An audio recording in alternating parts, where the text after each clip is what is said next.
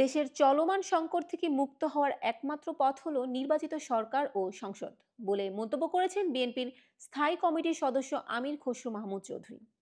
শনিবার সকালে জাতীয় প্রেস ক্লাব মিলনায়তনে জিয়া পরিষদ আয়োজিত আলোচনা সভায় প্রধান অতিথির বক্তৃতা করেন তিনি।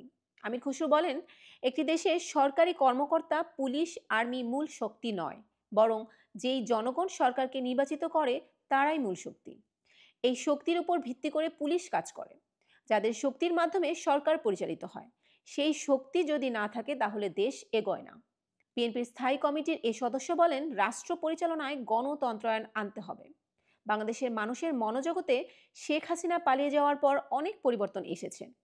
এটি যে রাজনৈতিক দল অনুধাবন করতে পারবে না, সে দলের কোনো ভবিষ্যৎ বাংলাদেশে নেই। তিনি বলেন, এই দেশকে বড় ধরনের পরিবর্তনের মাধ্যমে এগিয়ে নিতে হবে। সবাই তাতে অংশগ্রহণ করতে হবে। সবাইকে আগামীর বাংলাদেশে সম্পৃক্ত করতে হবে। ভবিষ্যৎ প্রজন্মের কাছে বিশ্বাসযোগ্যতা আনতে হবে। অনির্বাচিত সরকার কি করবে না করবে সেটির ধার ধারি না, কিন্তু আমার মাথা ব্যথা হলো আমি বাংলাদেশে একটি নির্বাচিত সরকার চাই। খসরু বলেন, জাতি যেখানে সামনের দিকে এগিয়ে যেতে চাচ্ছে, সেখানে হাতে গোনা ৪-৫টি দল, এরা এখনো নিবন্ধিত নয়। বাংলাদেশের মানুষের সঙ্গে এদের কোনো সম্পৃক্ততা নেই। তাদের জন্ম ৫ আগস্টের পর।